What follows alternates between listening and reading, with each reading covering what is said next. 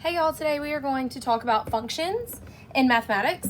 So today I want you to go ahead and get your paper ready. If you're taking notes with me, I'm going to scooch this over just a little bit so you can see it.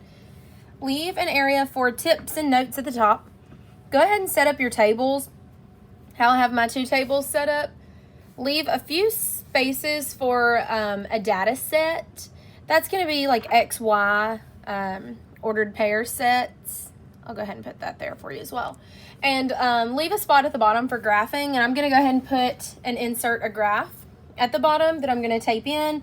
If you don't have time to make a graph, and I just have a 5x5, it's totally fine. You can just sketch one out with me. So go ahead and hit pause and get that ready.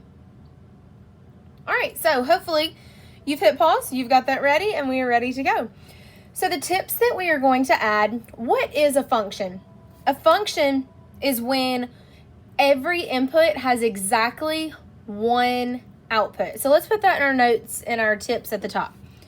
So it's going to be when each input has exactly one output. I'm going to underline and probably highlight that as well because each input can only have one output. We're going to talk about that further. What does that mean? That means that you shouldn't have any X values repeating unless they're repeating to the exact same number they used before. They can't change numbers. X can't change numbers. And we'll get into that once we do our data set and our tables. I'll show you what I'm talking about. So what's a function? A function is considered valid when every input has exactly one output. So X being our inputs, Y being our outputs. Let's look at these tables here. Is it a function or not? So is X repeating? We need to determine function or not a function. Hopefully by now you can determine these things based on what we've learned in class. I have 0 going to 3. That's an input, that's an output. 2 going to 6, that's an input, that's an output. 2 going to 8, that's an input, that's an output. And 4 going to 12, my input and my output. I notice immediately right here, 2 is not allowed to go to 6 and go to 8 at the exact same time, in the exact same table, in the exact same equation. That's not allowed to happen. So because 2 went to 6 and 2 went to 8, that input, the X, is repeating. We can't have repeating X's. So this would be not a function. All right, let's go back up to our notes and let's add that at the top. So we don't like repeating X. Remember, X is only allowed to repeat if it has the exact same number again, meaning that would have been a 6 there beside the 2. 2, 6, and then 2, 6. The same data point. That's okay. You cannot have two different data points with a 2, 6, and a 2,8. That's not allowed. And I'll show you later in graphing why that is. So we don't like repeating X. Y is allowed to repeat. So let's put that with it. Y can repeat. And I'll show you why in just a few minutes. When we're graphing, it'll all start clicking and making sense. Let's look at these numbers here. 0 as an input, go into 5 as an output. 2 as an input, go into 7 as an output. 4 as an input, go into 9 as an output. 6 as an input, go into 11 as an output. Is anything repeating in the X values? No, there's no repeaters. Every input is assigned to one output. So this is a function. Good. So that is a function. This one is Great. All right, so data sets, our X and our Y values. Anytime you have a data set, you need to carefully look at every single point. And we're going to put this in our notes. When in doubt, sketch it out. When in doubt, sketch or graph it out. That's my favorite saying. I love using that in my classroom. When in doubt, sketch it out or graph it out. Anytime you have data points, data sets, you're going to see lots of numbers. And if it's confusing to you, graph it out. And when I teach you the graphing concept of function versus not a function, you'll be able to easily tell. So let's look at our first data set. You're going to do a little crazy squiggly line that's opening up a huge set of data. So our first point is 2, 3.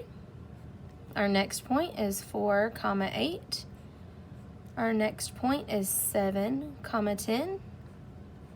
Our next point is 4, 12. End your data. Now, hopefully you have noticed something. Do we have a repeater? Yes, there is a repeater in our X values. X is 2, X is 4, X is 7, X is 4. Because that 4 repeats to a different number, this is not a function. Again, you cannot have X repeating. That 4 went to 8 and that 4 went to 12. That is not allowed. That's why it's not a function, because 4 can't have 2 different outputs. He can only have one output per set of data.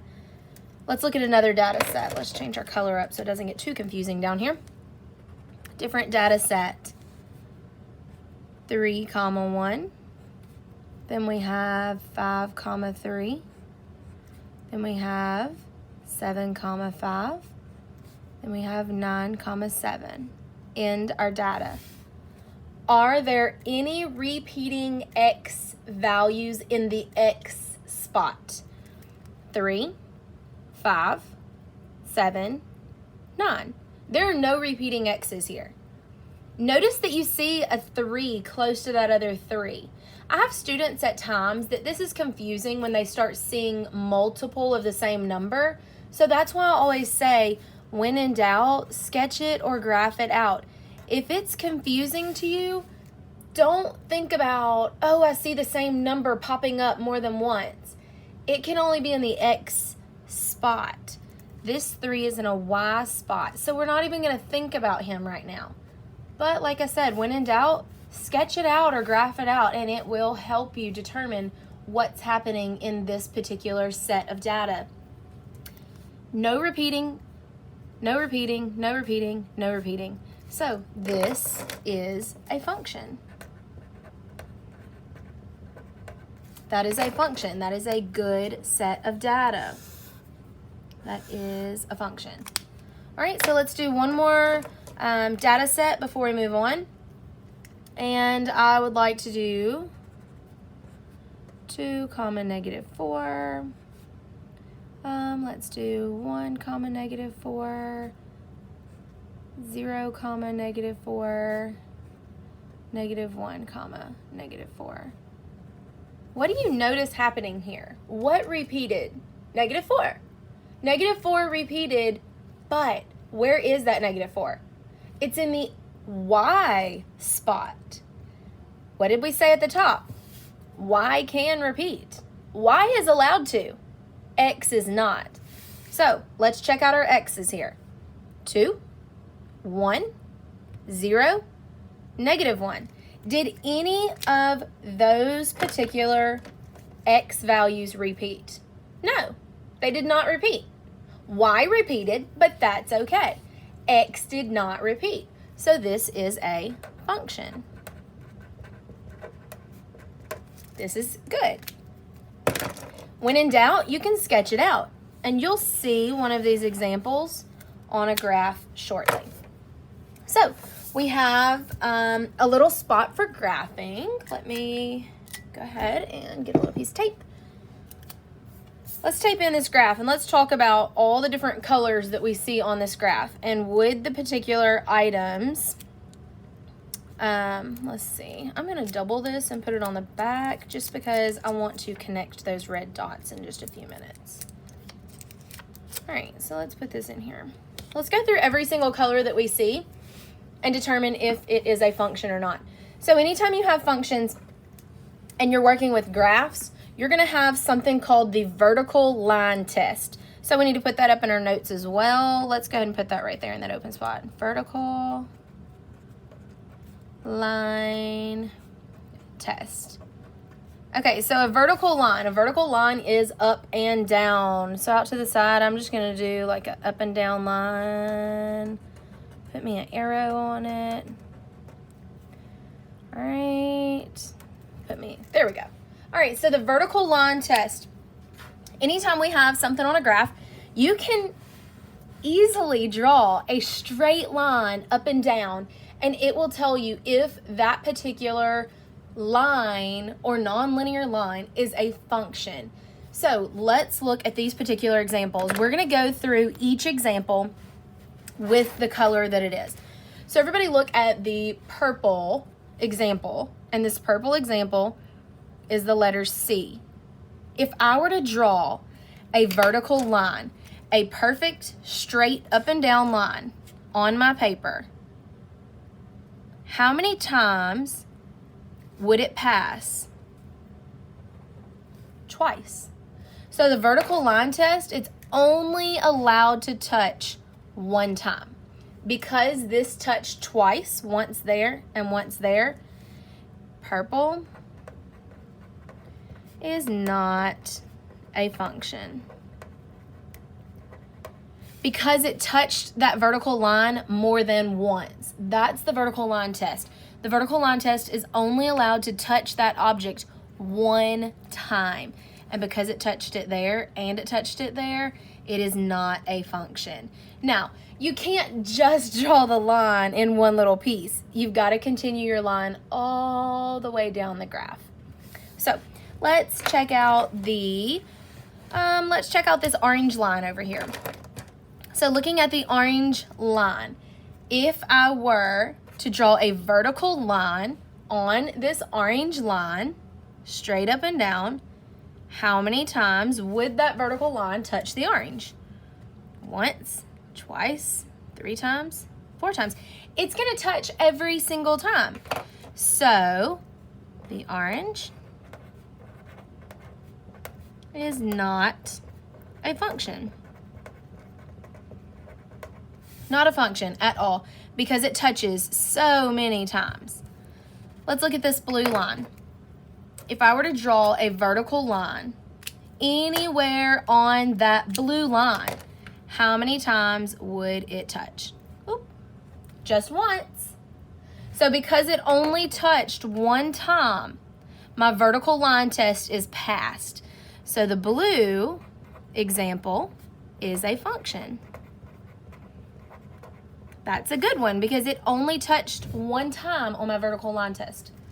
Now, you might see examples where they give you just points and they give you dots all over your graph. The way you would understand if the vertical line test would be passed on those, you would need to connect your dots from left to right. How you read graphs. We read graphs from left to right. So starting on the left, it would go from that dot to that dot, up to that dot, up to that dot, across, and down. So if we were to draw a vertical line anywhere on the red, how many times would it touch? So if I drew it over here, just once. Anywhere you draw it, it's just going to be once because that vertical line can't be repeated, just once. So the red line, would this be a function or not? Yes, it is a function. Now, I want to clear up something with this particular line. Do you notice that it looks like that would be vertical there? if I were to technically get a ruler and draw this, it would always angle. So it's only touching in one spot there. Don't get confused when you have a line that is not drawn perfect like this one. It should have been drawn more of an angle. So the vertical line test is when you draw a straight line on any of your objects on the graph, and you could tell how many times did it touch. So let's do one more example.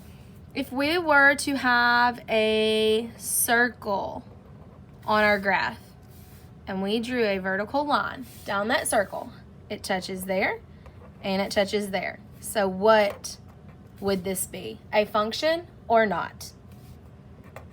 Not a function. Good job. Not a function. Great job. Hope y'all have a great day, and I hope this helps you. Bye.